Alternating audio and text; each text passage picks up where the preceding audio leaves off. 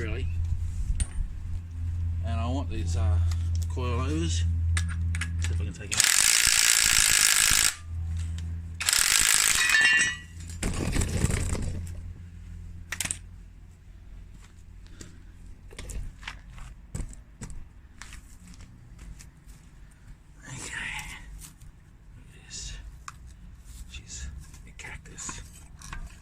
Look at that. Completely cactus.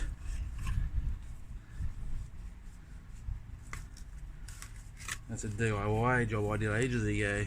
Rubber mat. Because getting those things is hard to find these days. But it's done its job too. I think it's time to make another new one of them. I might actually go and see if I can track down some generic ones, see if they'll fit. That's gone.